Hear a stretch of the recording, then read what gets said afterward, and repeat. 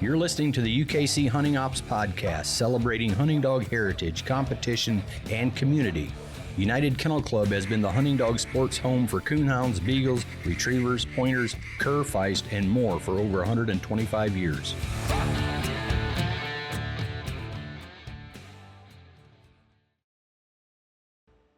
Welcome back to the UKC Hunting Ops Podcast. This is Trevor Wade. I'm the Coonhound Program Manager at UKC, and I'm joined today by the Director of Hunting Ops, Allen Gingrich. What's going on today, Allen? Well, I'm doing all right.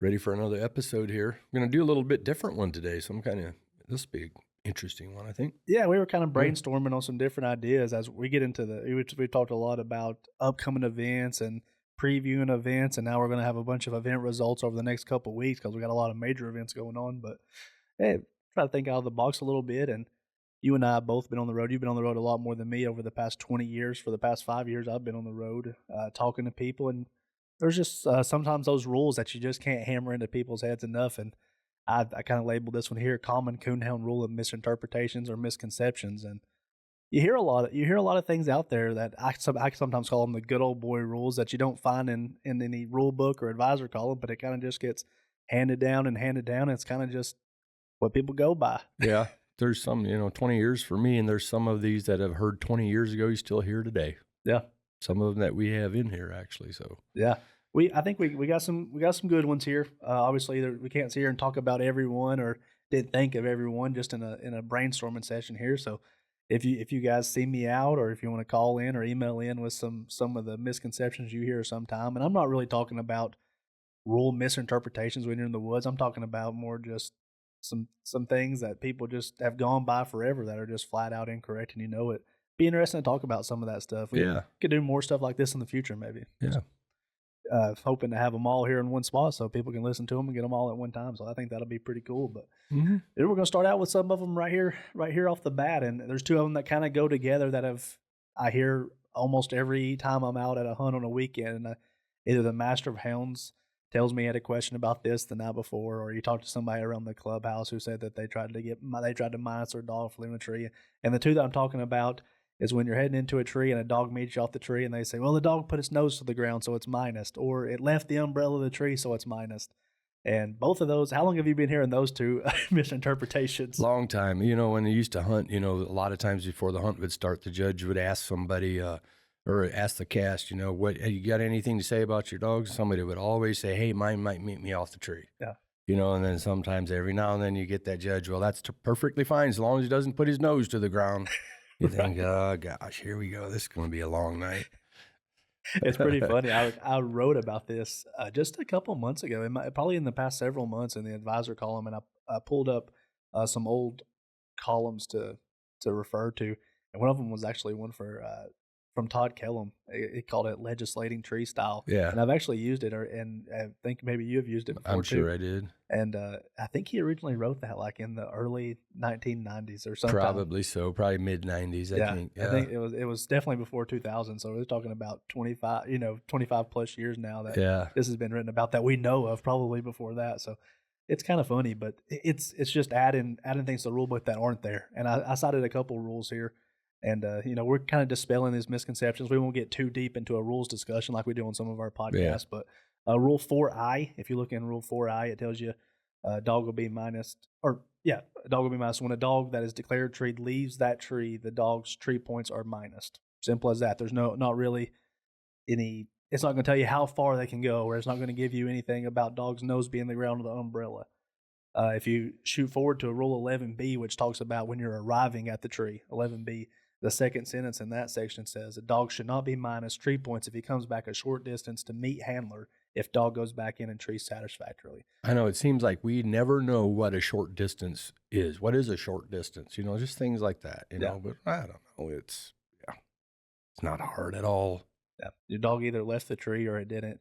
Yeah. When you add too many, when you make it so specific that, and I think in that column it refers to when you start having to carry a yardstick or a measuring tape, you've made your rules a little too specific. In this case, we're houndsmen, and we kind of you can tell if a dog left a tree or not. Yep. Don't add the words in there. So. Yeah, But yeah, that putting their nose to the ground or whatever, you know, and oftentimes a dog will, when it comes back to meet a handler, you know, which is the rule book says that's totally fine so long as they go back and treat satisfactorily, you know. But it's oftentimes, like I mentioned, somebody says, well, as long as he doesn't put his nose to the ground. Well, I don't know, they're scent hounds, you know, and I think naturally dogs are going to put their head down oftentimes when they go from point A to point B, whether they're really sniffing at something or whether that's just their natural instinct to do so, probably more so their natural instinct to do so. And we want to somehow, heaven forbid they do that when it's going back to a tree. Sometimes all depends who's judging, but no, you should, you know, when a dog puts his head down, I've always tried to use or tell guys, you know, hey, judge the dog for what it's doing. What's it doing when it puts its head down? Is it still on its way back to the tree, or is it stopping? Is it snooping around and milling around looking for another track? Big difference. And if you can't make up that, decide that, or can't tell what the dog's doing, then you probably shouldn't be carrying a scorecard yet either, you know, at that point. But it's usually not that hard. Oftentimes there's a lot of dogs that are getting minused incorrectly for that shouldn't be. And when they're trying to be just being too particular with that and going a little overboard with it. But then the other part of it, the other side of that also is, by golly, the dog better also go back to the tree. Right. We're not going to stand here and it's going to stop halfway back and it's going to smell something over here on the side and be caught up in that, you know, and mess around over here figuring out what this is and this. No, I'm going to minus that dog, you know, but not just automatically putting his nose down. Yeah, when we've kind of, to be on the other side of it like you are right now, we've kind of discussed this one a lot of times, and I always hear you say, just teach your dog not to meet you off the tree. You won't have any issues. Hey, pretty simple things. I know that was, you know, for me, that was one of the easiest things for me. That and meeting a dog off a tree or meeting the handler off of a tree when you get there was one of the easiest things I've found to train dogs not to do. It just eliminates all that. You know, you don't have to even have those discussions. Number two is going back to the same tree. Yeah. Those two things. I've never had a dog that was hard to break of either one. Yeah, it's going to take a little bit, but you can do a little training, get that fixed. Just be consistent. Yep, just eliminate some of that stuff sometimes. Yeah. Well, let's move on to the next one here. Another one you hear a lot out on the circuit, talking about a babbling rule. And a lot of times you'll hear the phrase, carry the track out. Got to carry the track out. Yeah.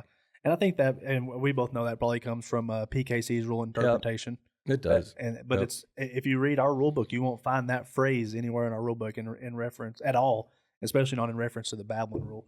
So quickly before we discuss it, I'll read the babbling rule just so everybody knows. It's rule 2B in the rule book. It says, dogs declared struck and determined to be babbling shall be minused on strike. If there is any question when a hunting judge is used, the cast must vote immediately. It takes a majority of cast vote to minus. A tied vote results in deleted strike points. Pretty straightforward. And you'll see a little asterisk beside babbling in the rule book, and that means there's a definition at the end of the running rules, and it defines babbling as simply saying when a dog opens 3 times or has been struck or no track is evident. That's what it is. It never mentions carrying their track out, or I think you can look at it 2 different ways. First off, dogs can babble. Even if they carry a track out, they can start barking as soon as you cut them loose and bark all the way until you pull them off a tree, and they didn't smell a coon for the first half of it because you're standing in the middle of a field where no coon has been. It's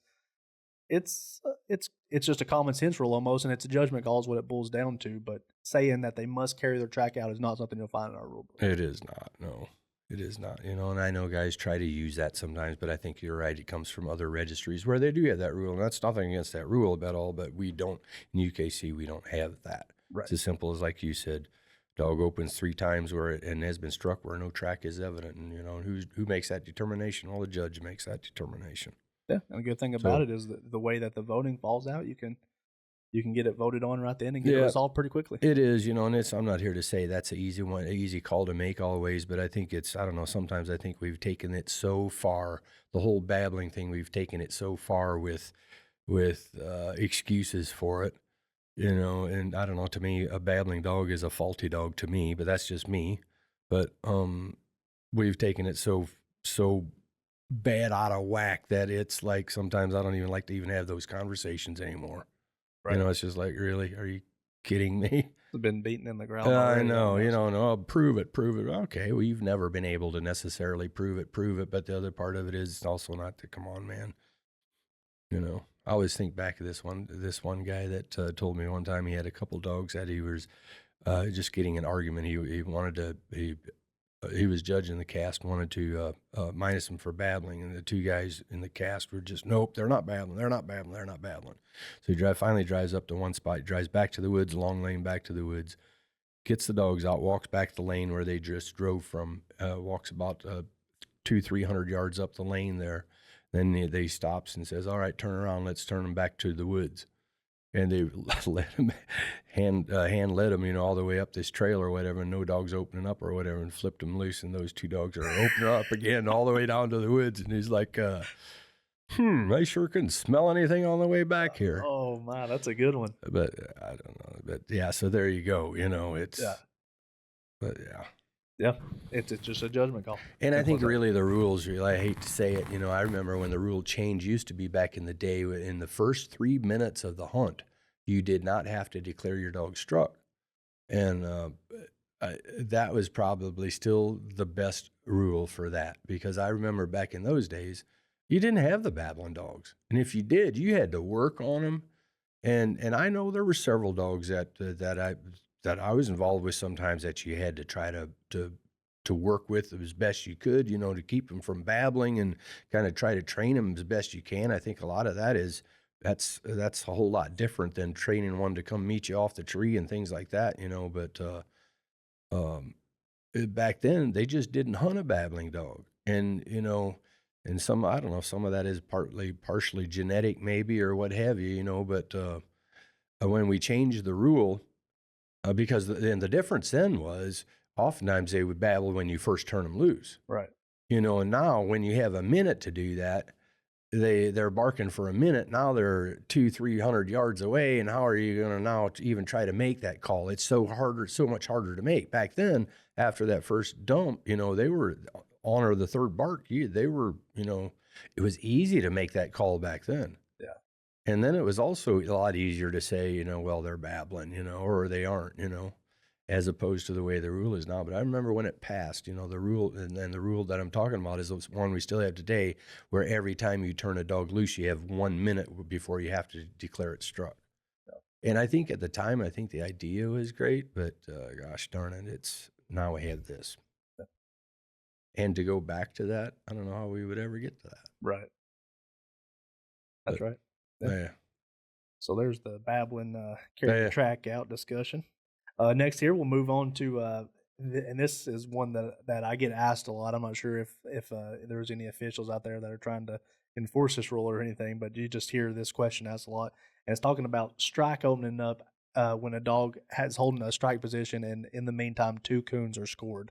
And that's kind of an older rule, if I'm not mistaken. Was that before your time even? No, that was in before me, and actually, that changed since I've been here. Okay. Yeah, that changed since I've been here. I don't know what year it was. I'm going to say probably 2010-ish, maybe something. Okay, like so that. relatively recently. Yeah, not that long ago. 3-4 rule change years ago. Yeah. But it used to be the strikes would open back up after 2 coons had been scored, or after an hour passed. And really, sometimes I've seen it a lot of times when a dog would just go in there, just boom, tree one right over here, and turn loose and tree another one here.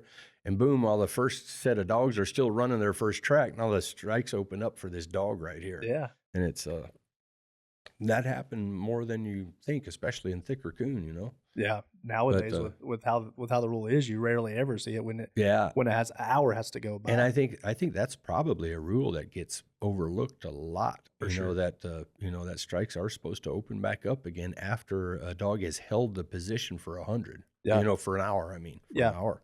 That's still in there. 1 hour. Let's see, the rule that we're referring to here is in Rule 11D, talking about recasting, and it's the 9th and 10th sentences in Rule 11D. And Rule 11D is in reference to recasting. Sorry, I should have trusted my instinct there. It says a dog cannot be struck in over a position that is being held except when a dog holds its strike position for 1 hour. In that case, all strike positions will be open to other dogs. Mm-hmm. So let's just for example, and I think most people probably understand this, but for example, we cut them loose, you strike right out of that truck for 100, and in the meantime, the other dogs are treeing coons around us, but yours has beelined it out of the country, and now here an hour's passed, and and we're about to cut some dogs loose off of a scoring situation, let's say, and yeah, and in that case, the hours pass now, so 100 becomes open whenever we cut our hounds loose. Yeah. You know, sometimes we do a lot of play-by-plays and this and that in our world hunts and different big hunts and things like that. I guarantee there has been on more than one occasion when the judges did not go, and I'd be sitting back there thinking about this real, man, are they going to get this or are they not going to get in? Nobody says, no, nothing's, it's not even thought of. Right. You know, I'm like, dang, they just totally missed it. Yeah. It seems to be more of an after-the-fact type deal, because you'll hear people come and say, well, it happened last night, and we didn't know what to do because we didn't know what time they struck. Like, how would we know? And that's if you're judging, really keeping track of when dogs strike in would be a good use of that timekeeping. That's exactly right. That's what I was going to say, you know, and that's what I always tried to do, kind of be conscious of that, you know, when dogs strike and what time that they did strike, to kind of have note of it, you know. Yeah. But it doesn't happen all that often, but it sure does happen. Yeah, it seems every now and then it pops up, and I don't know how often it's enforced, but you get asked about it a lot. Yeah, but hey, the second part of that whole topic there is what happens to the dog, and I think a misconception here that we could throw in here is they want to somehow penalize that dog for holding that strike for that long, and there is no penalty for it. What do you do with that dog's 100? Nothing. We do nothing. It's in that case there might be a couple dogs holding the same strike position. That's something other than 25. Yeah. Exactly. So yeah, you just do nothing. There's no penalty or anything like that. No minus, no delete. You may have two dogs carrying 100 strikes and whatever the situation. Next one here, and one that I've seen popping up recently seems like, and it's in reference to 2-dog casts, and it's about needing a non-hunting judge for a 2-dog cast. And then in UKC's night hunts, we only require a non-hunting judge on 1-dog cast. 2-dog cast, you can put a hunting judge on that cast. Pretty straightforward. Yeah, you can. You're not required to have one. You know, I know Todd Killam used to always harp on, well, you got to have a majority to plus or minus, and that's true. You know, in this case, in a 2-dog cast, you both have to see the coon, or you both got to agree it's a slick tree, you know, before you minus it or whatever, you know. But I don't know. Seems like we have a lot of folks kind of harp on we need this third person or what have you, you know. And I don't know. And I get it sometimes, but gosh, sometimes I also think, man, we are not giving anybody any credit as far as being reputable anymore either. Right. You know, there's got to be something there. You know, it's like, hey, can't just because there's only 2 of us, not everybody is out to, you know, to use every stinking rule they can to try to gain an advantage here, or in this case, you know, I'm not going to see your coon because I don't have to, you know, or what have you, this or that, or now we're never going to, you know, get it, you know, I'm going to rule in a way, or I'm going to vote in a way that only benefits my dog. Well, that's just something else, you know. But I don't know. Personal experience, I've never had bad 2-dog casts because of not having a third voting member, I guess, you know. Yeah. But we hear that talked about a lot. Yeah. Anytime I talked to a club official, they wanted to make sure that they did right by not putting a non-hunter. But hey, if you got an extra guy who's qualified sitting around, by all means, that's great. Put them on there, but you're not required to. But as a non-hunting judge, you know, the one thing we want to make clear, the rules do not allow you for just to send another voting member along. Right. Not a voting member. You know, if you do that, you just make him a non-hunting judge if that's the case. Yep. Yeah. Now, the other thing, while we're talking about that, you know, want to add a misconception that's not on here. You and I, in a 2-dog cast, we can't decide to have Todd Killam be our non-hunting judge. Right. We might ask for that, but we're going to have to get the official to approve that. Yeah. You know, we can't do that on our own, and that happens sometimes. And it usually causes issues. It does. You know, and oftentimes it's because somebody has, you know, I had my buddy along and everything seemed fine to you you know, or vice versa until it really made a difference somewhere. And then I realized, boy, I don't think this was right, you know. And then you bring it back to the official. Yeah, now you just got it. Now who could put a non-hunting judge on here? Now we're in the mud. Yeah. Now we're in the mud. Next one here, and this is I don't know when this is another one that used to be a rule that's no longer a rule, and that you used to have to keep track of the time used in your timekeeping box or your note box where you can keep notes on your scorecard. And if I went upstairs and pulled the Automoke scorecards, and I'm talking about, you know, 300 scorecards, I bet 275 of them say 120 used on there. I know. Still even today. And that's not the case anymore. It's not a requirement to keep track of time in there or any of that stuff. It's that box is just for note keeping or anything you need to do in that box. Don't have to write it out anymore. Yeah, that changed in 2005, and I remember it was actually Todd Killam that wrote that. That was his very last article that he wrote for the advisor column, had to do with that timeout box. Yeah. And he wrote a good one about it. I saved it. I don't know if you have it or not, but it was a good one. But he even went as far to say as even if it says, anything else, and you can't use the information in there per se as the Bible, I guess. And, right. There's, one thing that happens sometimes is it's just an hour hunt, and they will just inadvertently or wrongfully put in 120 minutes instead of 60 minutes. Yeah. Things like that. That doesn't just, say, oh, we got to throw this out. They hunted the wrong time. Well, find out if they hunted the wrong time or not. But no, you're right. A lot of them think it has to be there, but it does not have to be there. Yeah, it's funny. You talk about that article. You actually sent it to me probably September, October of last year, because that exact issue. It was a 90-minute hunt. Somebody wrote 120 minutes on it and got scratched from the hunt. Yeah, I know. And I've seen that. I'm like, sometimes I hear that. It's like, oh, man. So wish they could read that article. Yeah. No need to write that in there. You guys, but it's a good box to make notes, like you were talking about for, when dogs struck and just little different things here and there or whatever. Yeah. Keep track of any time you need to. Having to do with scorecards as well. Not signing the scorecard as a losing handler will get the scorecard thrown out. That's not correct. If you think it is, that's not going to do the trick for you. That's just going to get you scratched from the hunt. And you can find that in Rule 6W here. It says handler is scratched if scorecard lacks handler signature or if event official cannot satisfactorily determine accurate scores, dogs effectively will be scratched. So just the first part there is what we need to focus on. If scorecard lacks handler signature. If I lost the cast and I thought you were a terrible judge and I'm not signing it, and I hope the card gets thrown out when you get back, I'm just going to be scratched from the hunt. It just shows that you don't know the rules as well as you think you did. That's what that does. That's right. Yeah. Now you hear that sometimes. I know. You really do. I know. Yeah. So all that does is just scratch you. Yeah. And sometimes it can make. Sometimes it all depends. Maybe it's in an elimination event and you're standing to lose, or in a semifinal round or something. And that can make all the difference, because if you're in contention to place, even though you weren't a cast winner, but in contention to place, accordingly, you want to make sure you got your ducks in a row too.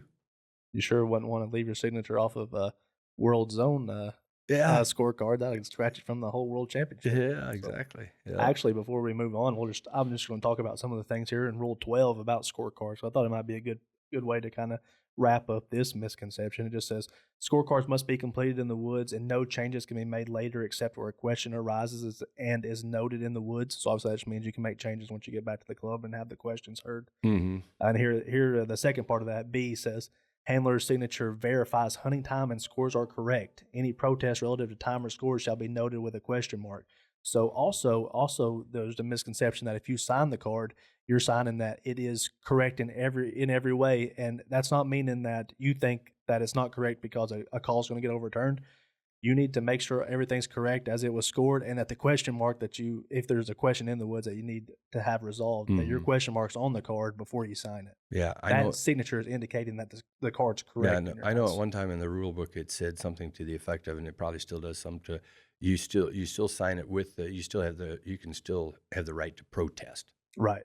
But just by not signing this card doesn't mean you don't agree with something, or if you don't agree with it, you don't have to sign it. No, sign it. And, if you have a question, then that's what the question denotes. Yeah. Deal with the question with the question. Yeah. And it does further clarify and see any handler failing to sign the scorecard in the woods may have the opportunity to sign upon returning the scorecard to and in the view of the master hounds or hunt director. That didn't used to be the case. When it came back and it didn't have a signature on it, it was the master hounds would scratch that dog. It's just been a few years now. Not too long, yeah. To say it must have been the 2020 rule change, because I remember. I remember. I think it was before that. I think it was before you came, wasn't it? Okay, was it? I think so. Maybe not. Maybe I was thinking it was my first rule change. Maybe it was. I remember being at that was a good one to change, though. Being at an event with Doug Cundiff, it might have been the 2019 World Championship, and somebody turns in the scorecard at the World Championship there in Iowa, and he's got it flipped over, and he said, "Before I flip this over, did you sign it and make sure everything's good?" And the guy, It's like, I hope so. Yeah. Flipped it over there, but yeah, pretty good stuff. Yeah.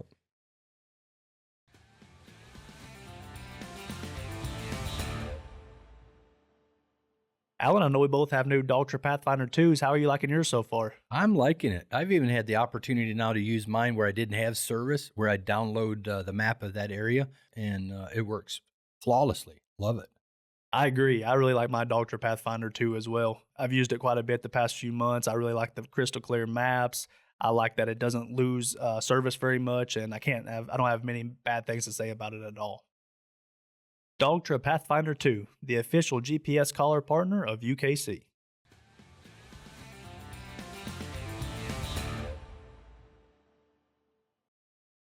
Yeah, let's move on to our next misconception here. And this one is when you get a call from someone asking if you can walk a hunt out with the dog that's leading the cast on the leash.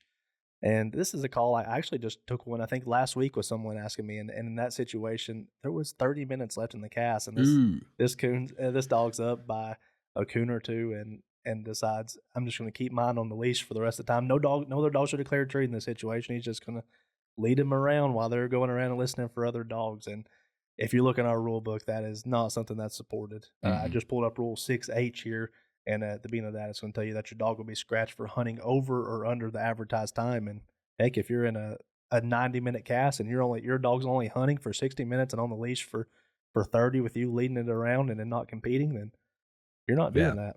Yeah, no, that's you got to hunt your whole hunt time, you know.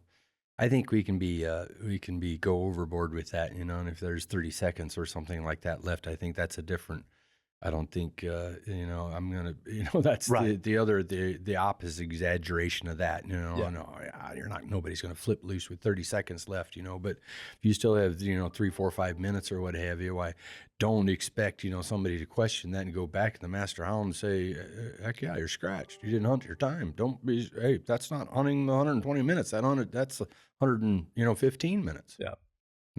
Or whatever your time was, you know? Yeah. You know, that when I was talking to the guy, he's telling me, I think he was judging the cast and the other handler was not judging the cast. And this one's fresh in my mind. This is not the first time I've heard this. Yeah. You hear it often, but, in this situation, and the guy's telling him, well, in this case, you know, you guys are I'm giving you guys an opportunity to get back into it here because I'm up a couple of coons. But what me and that guy are talking about is that just as easily, it could be the other way. That dog could draw some minus or tree a possum or do something and get a lot of things. Yeah, a lot of things can happen sometimes. All depends. But, you know, we were talking earlier before we started recording a little bit, you know, some of these misconceptions of this and that is, but how often do you also hear about the cast agreeing to ignore a certain rule? Yeah. And you could use this as one of them, you know. Hey, we still got 10 minutes left. Hey, let's just all agree to just walk out the time.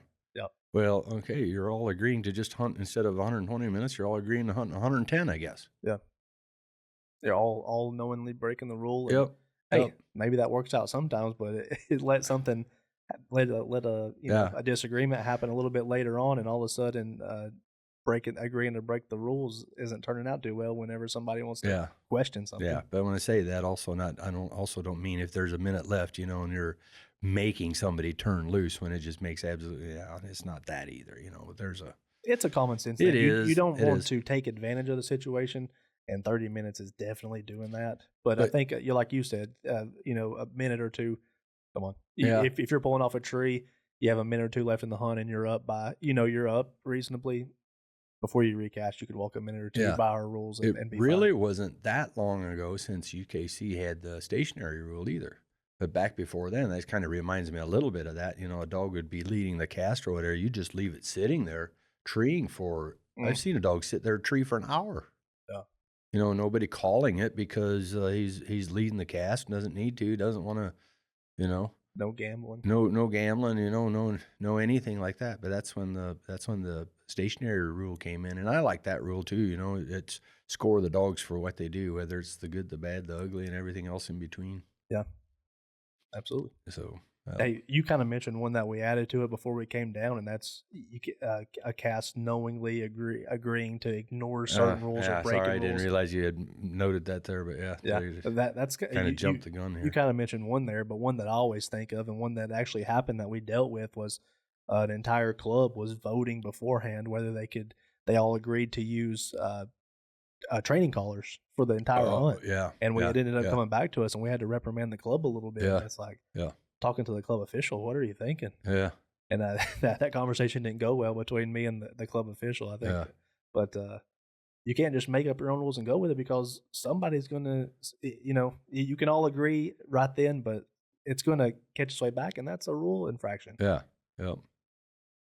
Yeah. So don't, official. That's what the officials are there for, to, that's all that they can go by. They don't make the rules. They're there to enforce the rules, you know, and that's what makes it easy. It doesn't make them a bad person or whatever. You just enforce the rule, If you don't like a rule, always instead of looking ways around it or trying to get everybody to agree to ignore it or what have you, if it's bad or it needs to be changed or you think it should be changed, why propose a change? Yeah, there's avenues to do that. Yeah, there's some rules that I don't like. There's some rules that you probably don't like. Exactly. We don't love every rule in our rule book, but we do enforce them because those are the rules. Yep. Hey, you got some from the field reps, I see. Yesterday I texted all of our field reps, and I had a couple of good conversations with a few of them that gave me phone calls, and they gave me some that they hear. Obviously they're out in doing officiating events, and it kind of gave us an idea. We have some plans to maybe have a roundtable with them and chopping it up with them over some of the stuff they see in hunts and more of this type stuff. But just shortly I'll mention some of the ones that they mentioned that they see a lot. And this first one here is a good one. I should have thought of this one right off the bat because we hear this a lot. And that's whenever you're taking entries out of hunt and somebody's calling and have somebody enter his dog for them. And then when it comes time to draw cast, that fella's still not there. And then they want to say, well, he's got 1 hour to come. He's delaying the cast right now for an hour. He'll be scratched after an hour. And that's not what our rule is. Yeah, it sounds like, we might call it delaying the cast or whatever, because they are technically delaying the cast, but that's not what the delaying the cast rule means or pertains to in the rule book as it's written. Right. That rule 6E that you're talking about, and we've talked about it on this podcast before, is it only applies to situations in the woods, not before, not at cast draws, none of that. And number 2, after timeout has been called during the hunt. Yep. It's the only time that 1 hour applies.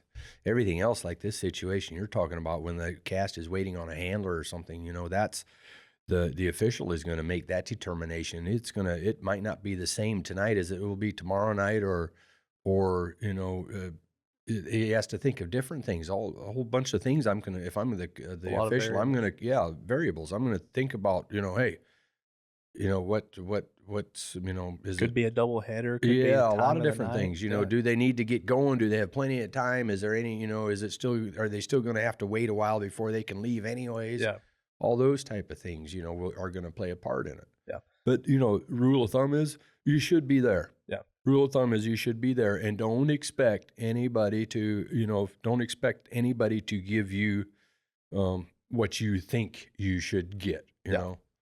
Yeah, if you're calling ahead and having somebody enter your dog for you, you're only buying yourself a few minutes if they decide to scratch you right off the bat when they draw cast, because they have that ability. Absolutely they do. Matter of fact, we've said that if you call ahead to have somebody enter your dog as conditional, if you weren't there, and somebody else entered your dog, then you need to be there when you're called. That's the only grace period you have, time to get there. But some cases they only buy you a couple minutes. Yep, exactly right. So. That rule that they're talking about, just to quickly mention it, 6E, and you just like you said, it says be scratched for delaying competition of cast for 1 hour after timeout is called during the hunt in accordance to Rule 7. Yeah, actually that word should be completion, I think, of cast. Oh yeah, you're right. For delaying completion of cast. Yeah. So simple as that. So next one, Philip Foster sent this. He sent a couple of these first ones here. Philip Foster down in South Carolina. Second one here says. He hears the misconception. It's not like he doesn't know. He just wants us to cover it. That's right. Just hey, these guys are out working a bunch of hunts, and they hear these same things over and over. So it's good. It's good for you guys to hear, guys who officiate a lot of hunts and what they hear. Yeah. The second one here, he hears a lot that timeout being called cancels the 15-minute non-hunting dog clock. And that's not true. And we've written about that multiple times over the past 20 years. What does the rule book says consecutive scorecard minutes. That's right. Consecutive scorecard minutes means exactly that, scorecard minutes. So if you call timeout in between that, it starts when time's back in, that 15 minutes starts again, or however many minutes you used of it beforehand. Yeah. It's still on the clock. Simple as that. If your 5 minutes are gone on the 15 on a dog and you call timeout, when you go back in, just have 10 minutes to go to finish out that 15. Simple as that. Consecutive scorecard minutes. Yep. Yeah. Next one here, going to be talking about the state. He said he hears about the stationary, a lot of misconceptions about the stationary, that when we change the hunt time to 3 minutes, that the stationary is also changed to 3 minutes, but that's not the case. Yeah. That was never up for vote. They never passed that. Yeah, I can see that because that was always 5 minutes, but the stationary just stayed at 5 minutes, not 3 minutes. Yeah, it's still 5 minutes, and I don't know how far we need to get into depth of that, but we talk about the stationary rule. If you're keeping track along and want to highlight in your rule book, that's Rule 6M. Tells you if a handler fails to declare or treat a dog obviously treeing, which is a judge's decision, for a period of 5 minutes. So you can highlight that 5 there. So simple as that. Yep. Next one here. You can send a handler to a split tree while shine time is actively running on another dog's tree. And boy, do I remember an incident at Southeastern with Mr. Philip Foster himself a couple years ago where there was an unhappy camper over this ruling. But the rule book is pretty black and white when it comes to this. Pretty black. It's very black and white. Yeah. Hey, and that's one that I can see a lot of guys say, hey, let's just all agree. We all voted to allow him to go handle his dog. Yeah. Well, guess what? All it's going to take then is you go do that, and one guy, even doesn't matter what they voted or whatever, and somebody questions it, take it back to Mr. Philip Foster. I can guarantee you what Philip Foster is going to rule on that. Absolutely. Just exactly by the book. That's all he's going to rule. You can't do it. And if you did it, your night is over. That's right. Nothing else matters. I don't care if 10 of you agreed to do it. Yeah. And this is actually a rule that we talk about, in at our world finals and TOC finals. We oftentimes do a little judges meeting on the Thursday beforehand. And this is one we'll talk about. Don't send another handler to a split tree, even with a non-hunting judge, during another person's shine time. That's right. Because if somebody says, hey, I'm okay with it, the minute you send that person away, they're going to want that guy scratched. Yeah. And it helps for us to make those little notes with the judges, just in case, we get them all on the same page. And I feel like it's really helped a lot of times, all it takes sometimes is let them, go and try it one time and look what mess you're going to get yourself into. Yep. And it's happened before. That or trying to score dogs out of order because you think it doesn't really matter. Well, guess what? That is another dangerous thing. Screw a hunt up in a hurry. I don't think that's on our list here, but and I don't know if that falls under the misconception thing so much what we're talking about today, but that's one I hate is like, somebody makes the argument or doesn't think very far into it sometimes. Well, it's not making a difference. This dog is out of it. Why does it make a difference? Well, it will certainly make a difference for maybe somebody else down the line that is affected by it. Every minute counts to some of those people. Yeah, exactly right. And and then sometimes when somebody now questions it, now you've got kind of a mess here. Yeah. So just don't do it. You score dogs in the order they were declared treat. It doesn't matter how far. Nothing else matters. The only time that you, I'm getting all sideways here with this, segue into something that's not even on your list here. But no, it's fine. I think just us discussing rules, people will like that. Yeah, but just like that is, you can have a big mess that's hard to fix and correct and make perfectly fair if once you've crossed that line. Yeah. With the no leash log, that scoring dogs out of order it's almost obsolete. There was a little bit of a discussion on the forums about it, and maybe why it's fresh in your mind just in the past couple of days, and you decided a rule on there. And I think the word that a lot of them are ignoring is the word handled. That takes all the variables out of it when all the dogs are declared treat and handled. Yeah. Because then the dogs can't leave the tree, and all that stuff.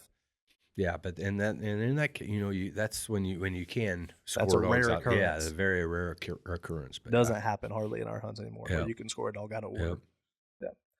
Yeah. Last one here, Mr. Mark Vest from down in Texas actually called me with this one last night, and he said this is one down in his part of the country that he has to talk to people a lot, and this one's talking about in the situation he's telling me about the rule dogs A, B, and C are declared treed. And when they get in there, dog B has moved, who was treated in for 75.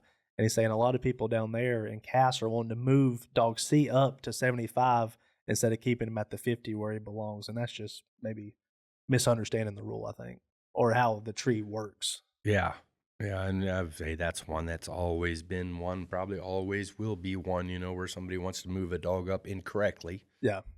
But, I don't know how you can best explain that or whatever. I've tried to explain it to folks a little, as make it as simple as you can. Let's just use two dogs, for example, A and B. Dog A trees first, goes in there and trees on this tree, and dog B comes in there, trees behind it or whatever, and then dog A leaves. Now you want to move B up. Well, when you're doing so, essentially you're wanting to award B with something that it never did. And that's right. 100 tree points. It doesn't deserve 100 tree points. It deserves 75. It didn't tree there first. Yeah. A did. Forget that dog A left. It doesn't change the fact that dog B still treed second. Yeah. So hopefully if you can look at it a little bit more like from that perspective, then the next thing that comes up, and then it's just like this whole thing is like, okay, you have that conversation with somebody else, but, well, how do you know that's where the dog was treed? Well, you don't, but you and I talked about another rule that we have that I think makes it very simple for the judge. You don't put dogs down as split unless it's obvious to the judge, and makes it easy for me. If it's not obvious to me, I may think they might be, but if it's not obvious to me, then I don't put them down as split. I'm going to put them on the same tree. And until I know different, see or hear different, or it becomes obvious to me, whether that's seeing or hearing or what have you, I'm going to put them on the same tree, So that's what you do here. The only time that you don't do that is after a tree is closed. And then, no dog can be declared treed on that tree anymore. But if somebody wants to tree a dog, then we are going to put them down as split.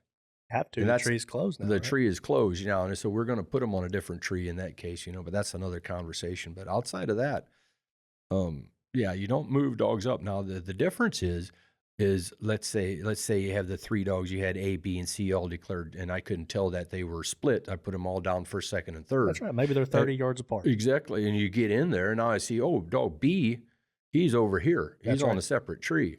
Now it absolutely makes sense that now I know C was the second dog treed on this tree because B was never here where I thought he might have been, That's right. And there's nothing. That's just the way it works, and it should work like that. Yeah. But that's different than, let's say, B had just left and was never anywhere else or anything like that. Regardless, C, even if B left that tree, C was still a third dog treed on that tree. Yeah. And I'm glad you gave that last scenario because that makes it pretty clear, I think. Yeah. And, there's other situations where you can have almost an unscorable situation where you just don't know. When there's a couple split trees involved, and it can get in the weeds pretty quickly with that whole thing. But I think if you think of it that way and look at it that way, you have to look at it that way. Yeah. Don't try to give a dog points that it didn't deserve, Yeah. So just because another dog left doesn't change the fact that this other dog treed first now. No, it wasn't first. A was first. Yeah, that's right. Hey, I think this was a fun discussion. We kind of brainstormed this just yesterday and threw together a couple of the misconceptions. If we sat around and brainstormed, we could probably come up with some other ones. And I hope we do another part 2 or part 3 of this down the road. Obviously, we'll have some time, but the next few weeks are going to be pretty busy. I think you're getting ready to load up right now as we speak and head to you're going to help me load up some dog food. And for the squirrel hunters, we got the World Cur and Feist World Hunt I'm going to this weekend. You're going to get some content down there? Yep, hopefully. And then next weekend we're going to have the TOC regions. We've got our Clash of Champions for Beagles, same regions there next weekend as well. And been getting packets together this week for that. Yeah. And that was a big, I'm glad to have those out. Hey, things are going to really start hitting hard and heavy here in the upcoming weeks here. So. Yeah, we're going to be crowning a lot of our highest awards in the next couple months. April's a busy month, but it's a fun month. TOC finals and Hunting Beagle Nationals, Walker Days. They got those pro slams. Those are filling up pretty quickly this year. And but April's going to be a big month. And you can listen to it all right here on the UKC Hunting Ops podcast.